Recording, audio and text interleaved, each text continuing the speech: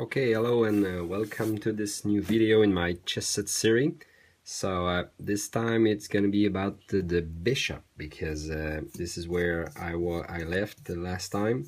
I was working on the knights the last time that I made a video, and all my 4 knights for my set are now done. And before I get started, let me show you the knights, the finished knights.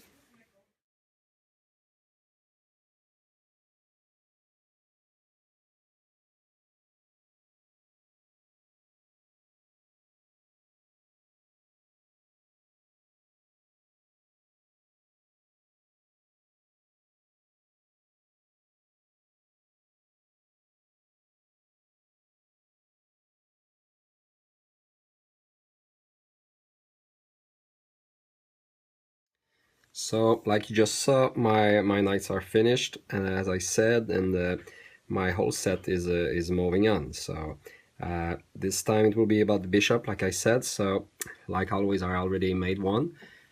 Here is my first bishop. So this is a white one that I made a few days ago, and I'm gonna be showing you how I made this one.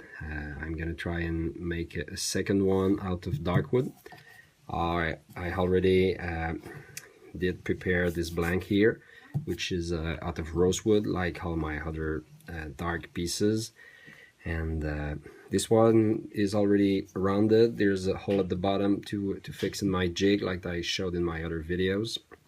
And it's like it's reduced to the diameter of the finished bishop right now. So I'm gonna start working on this piece and show you how I do it. So the first step is about making some marks. So I'm gonna be using a few marks for this piece. Corresponds to the profile of the bishop. So.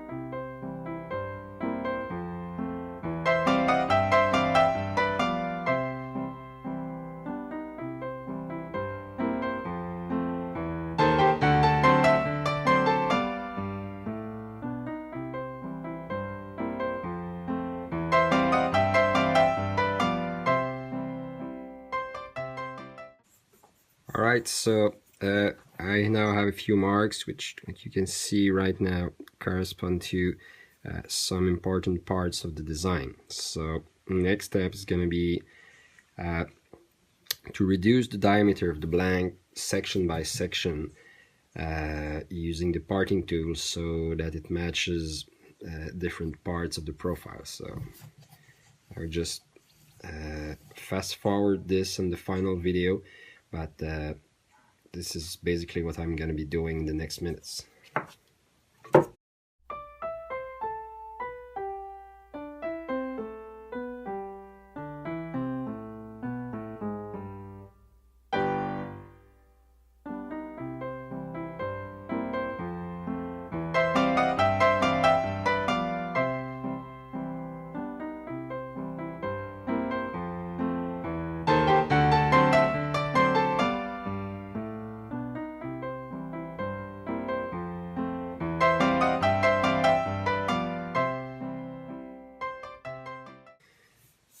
Alright, so you now have the very basic shape of the bishop, and my next step is going to be to work on the base to actually make this little notch here and make the round part of the base. So I'm going to work on this part, and then I think I'm just gonna work on this one, but just for the rook, I like not to work too hard on this section with the tool, because it's easy to work too deep, and I prefer to finish this section with the sanding paper so that I can get this nice smooth curve right here. So I'm gonna go on and move and then work on this part and get back for a little explanation for the rest.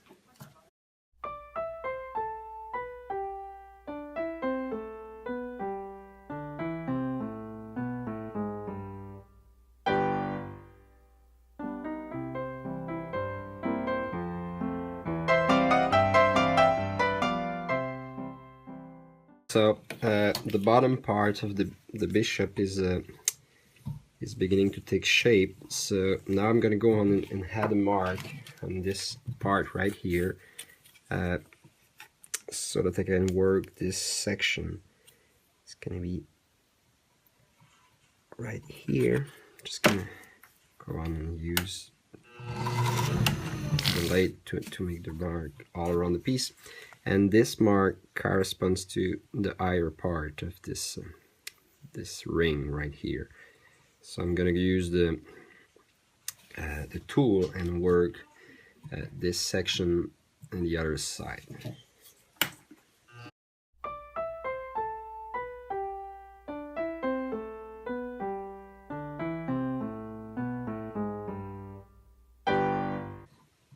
Okay, I think I need to reduce this a little more. I mean, I've skipped this ring earlier because it's actually really far too big right now. So just gonna go and reduce it right now.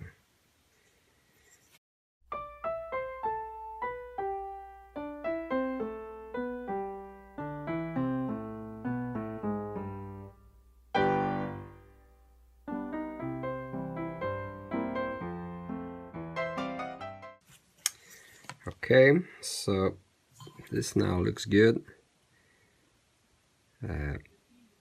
Alright, so for the remaining part, which is going to be working in this head here, I found this part to be quite difficult actually, because this is not round like the pawn was. This is more like an egg shape, I'd say. So, and this is pretty hard to get right. Actually, I find it. So what I'm gonna do actually is make this bottom part right here, reduce it with this tool so that it matches the diameter of this part here, and then I work my way toward the top using mainly this tool right here, which works pretty good. And I'm gonna finish it with sanding paper later.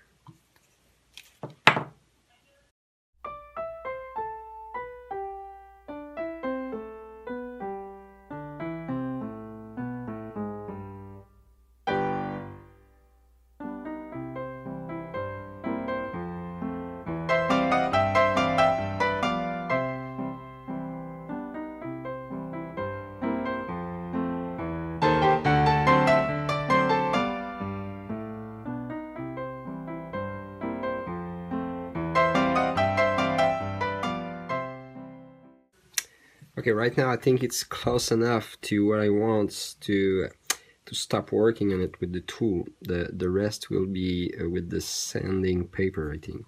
So I just need to shape this little this little bead at the top. So, and I will be ready to move on to making this cut here, this diagonal cut, and sanding everything. So.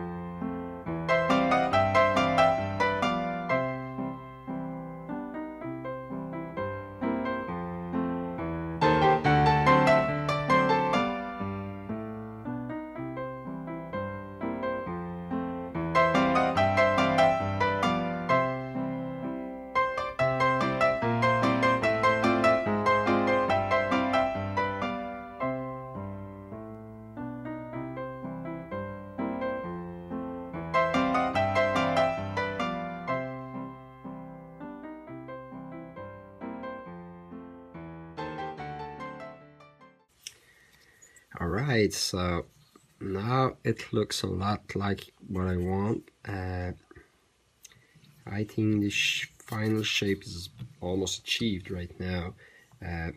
Everything is sanded down to 150, and like you can see, it looks pretty similar to this first one. So I think I'm just gonna clean a bit my workstation right here, and move to the scroll saw to show you how I make this this little notch here. Alright, so here I am at the scroll saw for this little cut here. So at first, when I thought about how I was gonna make this this notch, I did scratch my head for a little while, because actually making a diagonal cut on a piece of wood which is already round is really not an obvious thing to do. At least it didn't sound like it to me. But after a little while, I did came up with a few ideas, and the one that I did decided to go with was to make this really basic guide on my scroll saw. So there's just this this piece of wood right here, which is basically just clamped on the scroll saw table, and I tried to clamp it parallel to the cutting blade. And I did make this other wood piece here, which is just hot glued, which is made so that it can just slide on the guide. And I did make this little piece of wood here at a 15-degree angle, which was what I determined was the right angle for the bishop. So I did cut this one with this setup. So I'm just gonna go on, and I'm just gonna rest the bishop on the stand here, and on the table, flat on the table. So it allows me to just slide it right there like that, without changing the angle. And before we move it from the lathe, I did add this little mark here, which is gonna be my my end of cut line, because basically this diagonal line is supposed to come from the top and stop right about the center of the piece. So it should be at this line for me. So let's just go and make this cut. This is gonna make a very narrow cut, which won't be like this one at all. It will be a lot more narrow, but I will just work my way with some sanding paper to make it look like that. So pick the cut. So, and after the cut, I will just get back to the lathe to work it with the sanding paper. So let's go.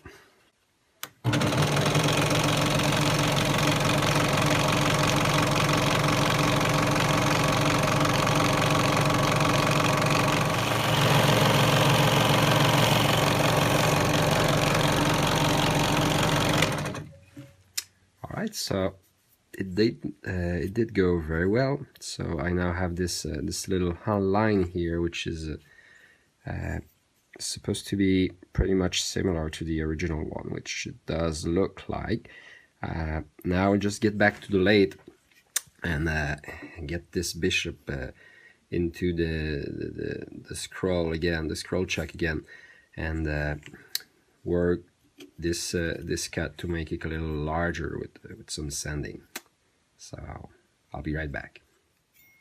Okay, so what I did not mention earlier, because I just forgot, is that I have one more step because before going with sandpaper, which is to enlarge this cut with an actual saw, just like this one. This is just a flat saw that I have. It is pretty thin, but since there is already a little cut here, it will just go slide into the cut and follow the actual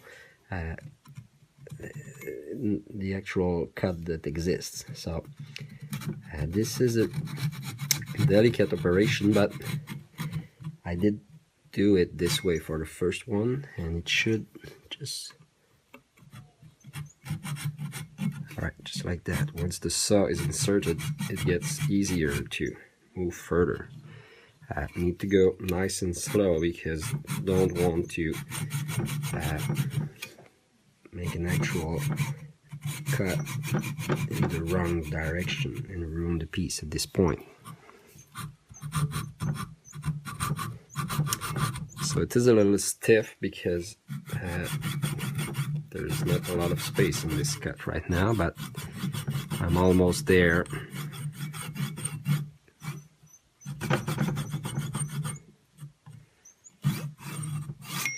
Okay, so you can see that it is a little larger, so I now should be able to insert sandpaper in this notch, and all right, just like that.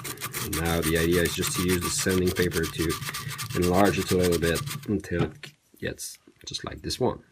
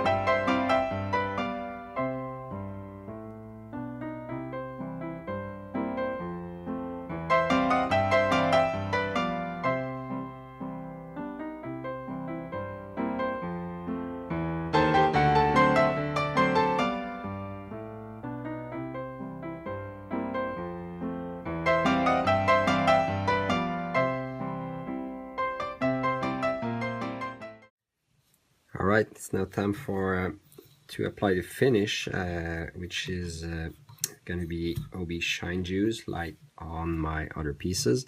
If you want to know more about this stuff, just watch my pound video, or simply look OB Shine Juice online on YouTube or somewhere else. This is quite easy to find. So let me just apply this finish and get back for final review of this dark bishop.